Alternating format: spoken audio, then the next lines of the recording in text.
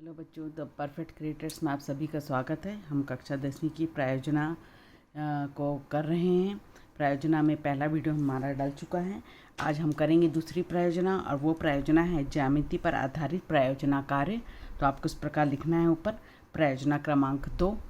उद्देश्य है आपका मोस्ट इम्पॉर्टेंट क्वेश्चन, चक्रीय चतुर्भुज के समूह कोणों का योग 180 होता है। इसका सत्यापन करना है। आवश्यक सामग्री हमने लिखी है, मोटी ड्राइंग शीट, कंपास बॉक्स, कैंची, फेविकॉल, स्केच पेन, पेपर। तो अब इसमें जो क्रियाविधि लिखी है मैं करते चली आ रही है और वही बोलते भी चली जाऊंगी बच्चों क्रियाविधि में। तो क्रियाविधि में सबसे पहले हमारे पास आया है कि हमको क्या करना है। एक मोटी ड्राइंग शीट में हमको एक निश्चित त्रिज्या का वृत्त खींचना है। तो देखिए मैंने एक वृत्त खींचा है। आप अपनी मर्जी से कितना भी सेंटीमीटर ले सकते हैं, 4 सेंटीमीटर, 5 सेंटीमीटर, कितने भी सेंटीमीटर का एक आपको ऐसा वृत्त बनाना है। वृत्त बनाने के बाद दूसरा पॉइंट लिखा हुआ है कि आपको वृत्त की परिधि पर कोई 4 बिंदु ए बी सी डी लेना है। तो मैं यहाँ पर ए बी सी डी को 4 बिंदु ले लेते हैं। हम ये ए बिंदु ले लिया मैंने, यहाँ पर ये बी बिंदु का नामकरण कर दिया है मैंने, देख रहे हैं। यहाँ पर एक सी बिंदु ले लेते हैं और यहाँ पर हम एक डी बिंदु ले लेते हैं। तो 4 बिंदु ले लिया हमने। इस 4 बिंदु को अब क्या करना है आपको, तीसरा स्केल की सहायता से 4 बिंदुओं को मिलाना और चतुर्भुज बनाना है। तो हम स्केल की सहायता से उसका चतुर्भुज बनाने वाले हैं। देखिए तो हमने मिला दिया ये सब चारों बिंदुओं को आपस में।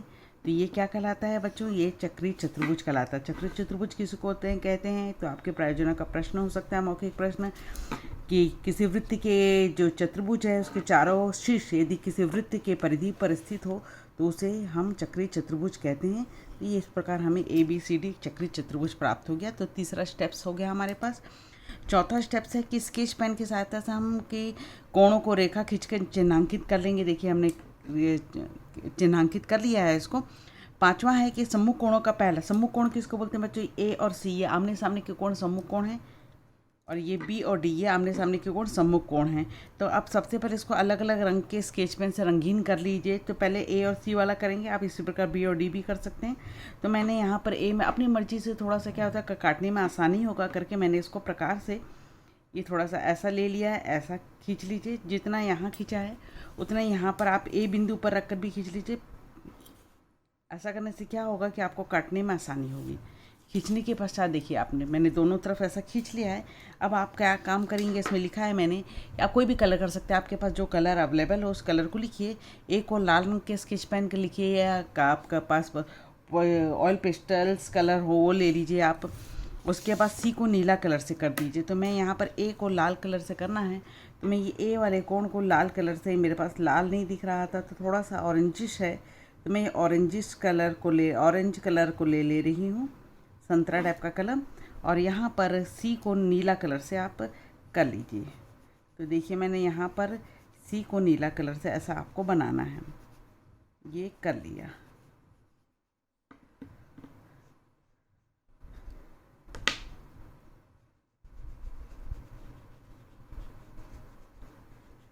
उसके पश्चात अब 2 कलर हो गया है आपका। यहाँ होने के पश्चात आपको क्या करना है, अगला 6वां स्टेप से रंगीन किए हुए सम्मुख कोणों ए और सी को कैंची से काट के पृथक कर लीजिए आप। तो यहाँ पर हम यहाँ पर काट के इसको पृथक कर ले रहे हैं। तो देख लीजिए, कैंची से इसको काट लीजिए। काटने के लिए आप सावधानी से काटिएगा इसको ऐसा।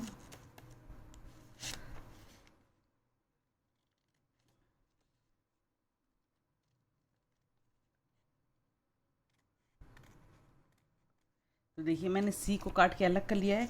इसी प्रकार हम यहाँ पर ए को काट कर भी अलग कर लेते हैं।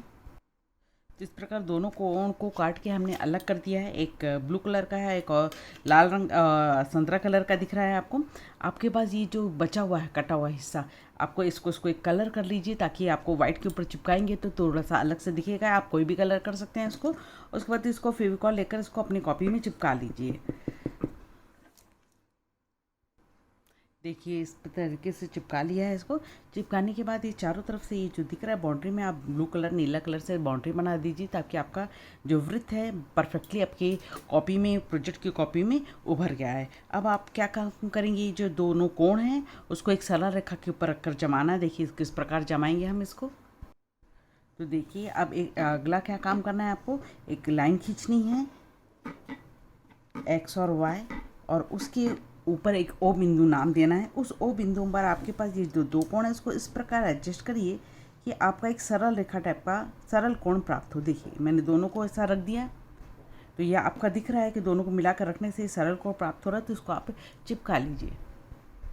देखिए चिपका लिया है। चिपकाने के पश्चात इसमें ये ए वाला था और ये सी वाला था, इसलिए ए कोण को लिख लिया, सी कोण को लिख लिया। अब चांदी की सहायता से आप इस कोण को नापिए। इस कोण का नापने से मेरा 80 आ रहा है, आपका दूसरा भी आ सकता है बच्चों, और इस कोण को नापिए, मेरा 110 आ रहा है। तो यहाँ पर 100 आ रहा है यहाँ पे, तो यहाँ 80 आ रहा है और यहाँ 100 आ रहा है। आपका अलग अलग दो आ जाएगा, परंतु दोनों का योग आपको देखेंगे 180 प्राप्त होता है। तो आपको अब क्या काम करना है यहाँ पे, तो ये जो लिखा है कि इसी प्रकार चक्रीय चतुर्भुज के समूह कोणों के दूसरा युग में जो बच गया था हमारे पास बी और डी, उसका भी ऐसे ही हम कम कर सकते हैं। तो उसको करने की ज़रूरत नहीं, आपको आपने ए और सी का दिखा दिया। तो इस प्रकार कंप्लीट हो जाएगा। तो अवलोकन करना और गणना करने में क्या लिखना है आपको कि नीला रंग का कोण और लाल रंग के कोणों का योग हमको एक सरल कोण मिलना चाहिए। तो यहाँ पर आपने देखा कि यहाँ पर जो नीला कलर का 180 है और लाल कलर का कोण 100 है और यह वाला 80 है। तो ये 80 और 100 को मिला दिए तो हमारे पास 180 अंश प्राप्त हुआ।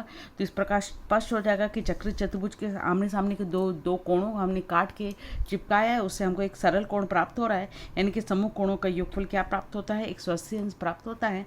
तो अब परिणाम लिख लेंगे आप कि चक्रीय चतुर्भुज के समूह कोणों का योग 180 अंश प्राप्त होता है। इस प्रकार ये वाली परियोजना खत्म हो जाएगी। तो इसको आप बनाएंगे तो साफ और नीट एंड क्लीन बनाएंगे, जितना बड़ा हो सकता है इतना बनाएंगे ताकि आपकी कॉपी में साफ सुथरा दिख सके। तो अब नेक्स्ट परियोजना में मिलते हैं, तब तक के लिए बाय बाय बच्चों।